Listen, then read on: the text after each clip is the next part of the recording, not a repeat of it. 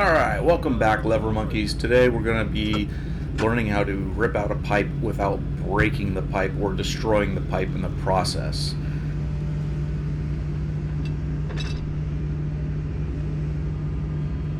Step one of the process is to find your bucket and get yourself set up to dig your next set, depending on your situation. If you're in a situation like this, it's not going to be the easiest thing to do. So here I'm trying to figure out where my center line is. I know approximately how far my center line is off the edge of that decking, and the edge of the trench is just under the top edge of that deck.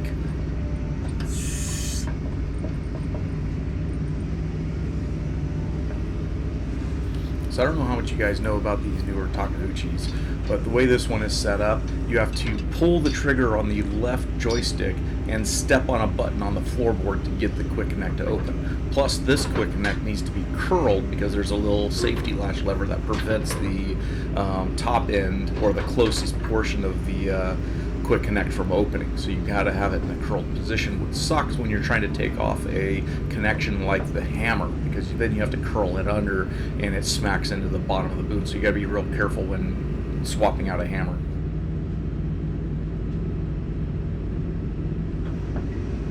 Okay, now we're all set up. We start our dig. I already know approximately how deep the pipe is. It's about 1.5 to 2 feet down to top of the pipe. So we're just going to look for the top of that pipe and uncover it and make it easier to extract. Now remember, as always, be mindful when you're scooping into an area that you don't know where things are, especially in people's backyards. There are going to be sprinklers, all kinds of other things in the ground. Tree roots is a big thing that we're dealing with around in this area. You can see all the vegetation that's around. So there's a lot of stuff to deal with here. You just got to keep your head in a routine of position motion. So dump, curl, bring everything back, swing over everything, then go back into your dig position. You have to know where you can move, where you can't move.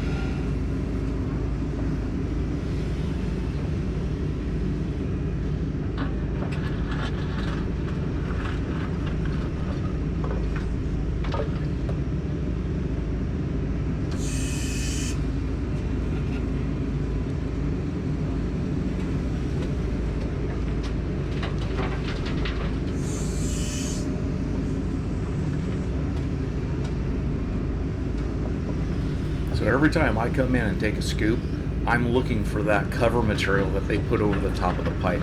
It's a yellowish sand. It's not PG&E sand that we have here in California that's bright, that's really yellow or really gray.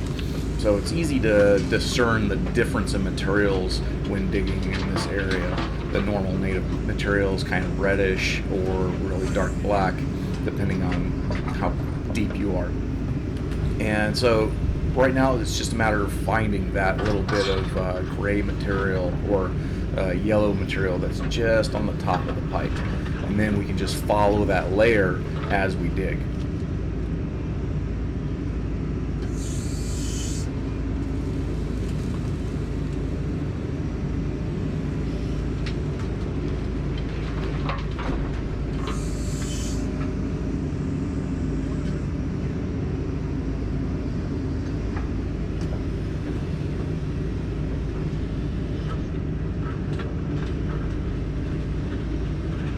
So here, as I come out, you'll notice that discoloration in the ground. You can see the difference in colors.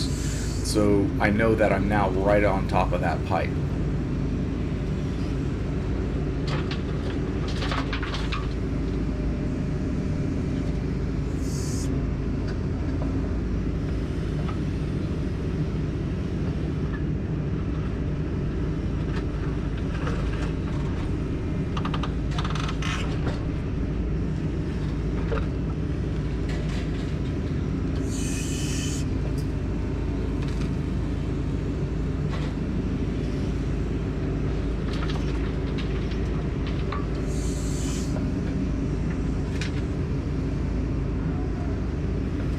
So at this point now, each time I go in, I'm trying to chase that top of material there, that top of sand, and just continue keeping my width of ditch and keeping that elevation.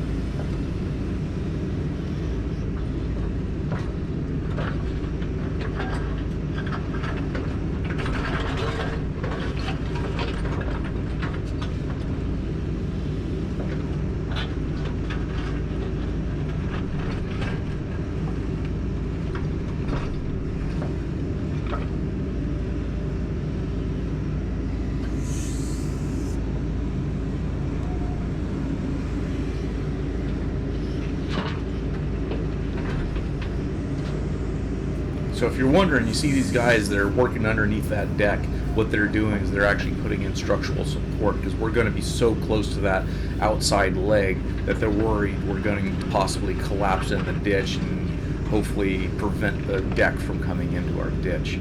It's just a safety precaution that we're taking, so it's just all that is, just a safety precaution to make sure that we're not causing any damage to the homeowner's property.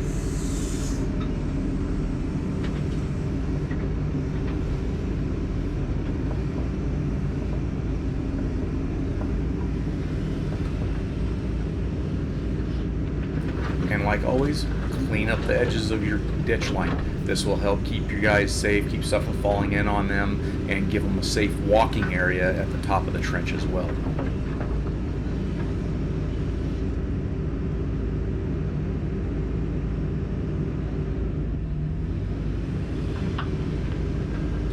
Alright, so here what I'm trying to do is use the back and the bottom of the bucket to just draw the material, the loose material, off the top of that pipe and see if I can expose right where the pipe is. So I didn't get it exposed, so we're going to trim a little more sand off.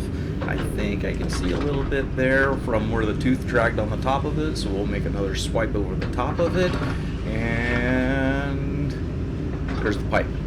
So it's that easy. Now we know right where the pipe is and we can chase it now.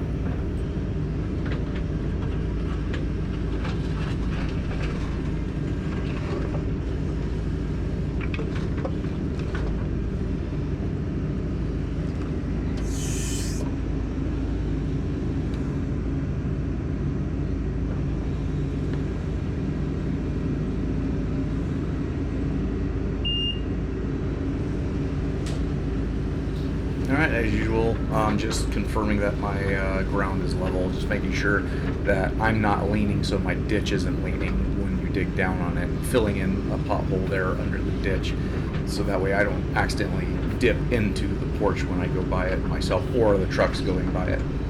Make sure rocks are clear, make sure it's all nice and flat and level to track on.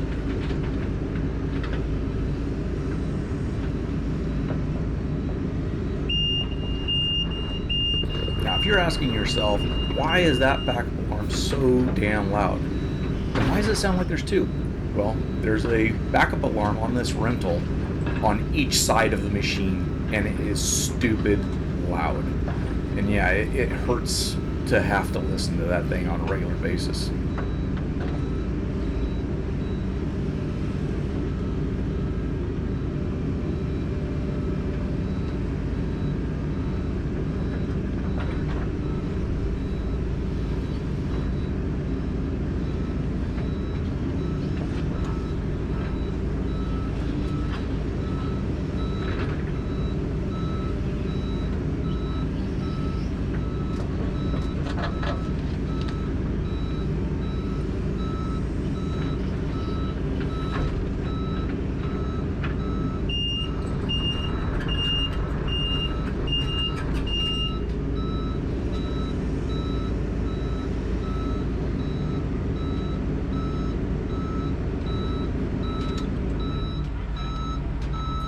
So here I just take a second while I'm waiting on the truck to clean my mirror so I have better visibility out of the mirror.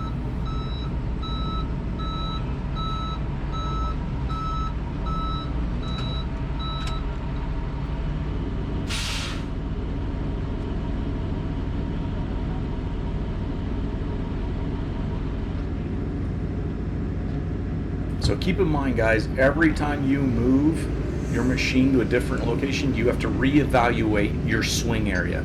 Like right there, I started swinging and then noticed I needed to pull in a little more to clear that deck. So it's tight anywhere you're working like this, and you need to reevaluate every time you move that machine.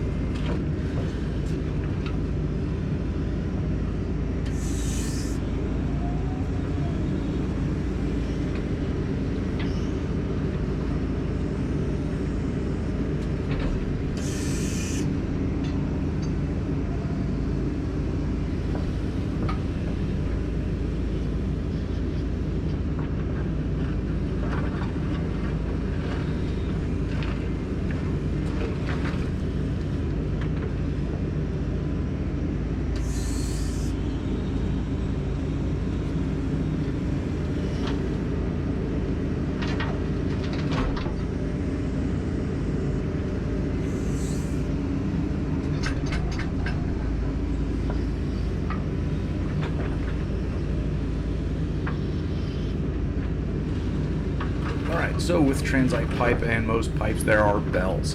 We just hit a bell. So what we're doing is we're trying to find out exactly where the end of pipe is, and finding one of these bells is the best way to do it.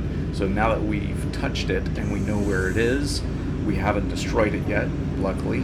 If you got a soft enough touch, just remember you're not just blowing through the ground trying to get this done as fast as possible. Taking a little bit extra time and being sensitive with it and not destroying it is a big plus.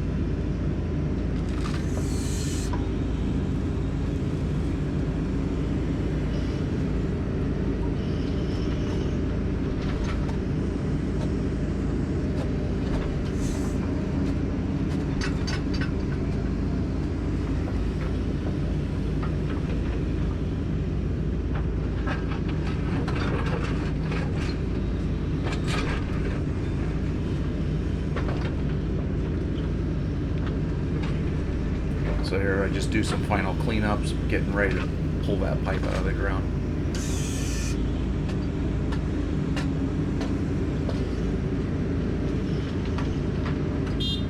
So when you're getting ready to change operations, like pulling the pipe out, you can go ahead and send your truck away. If you've got some trucks waiting, it gives them time to swap out the truck while you're pulling out the pipe.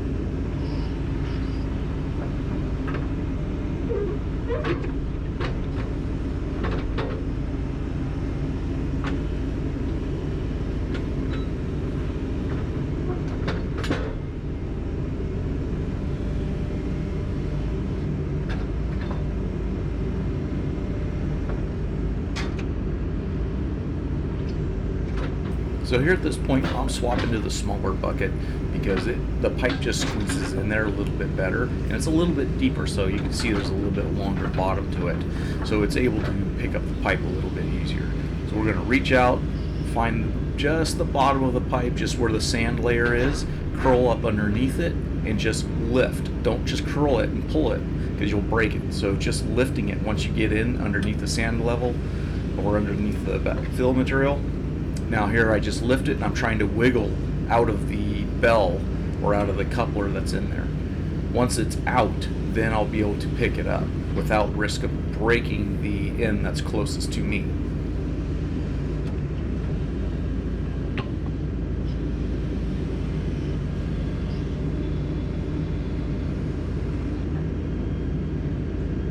So here at this point, you get the pipe all the way to the back of the bucket, curl it in just to where it touches the top of the bucket. These buckets aren't the best for it.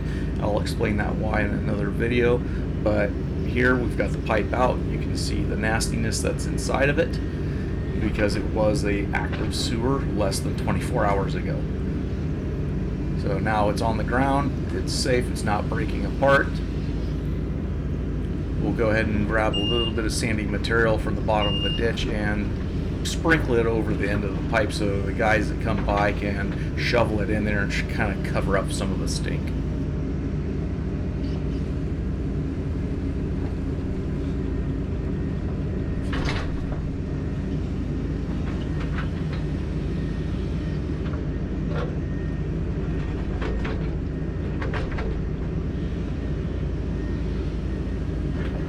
Alright, so that there is how you pull a pipe out without destroying it. You got to be real gentle with it, take your time, get up underneath it, curl it as soon as you feel that it's curled up on the bottom and it's hitting the top of the back of the bucket. You curl just slightly till you feel that tension, pull back away from the trench, so that way you clear the end that's closest to you, and then you just pick it up and be very slow with your motions and deliberate. Because if you jerk at all, that pipe is going to roll, it's going to swing, it's going to do things you don't want to happen.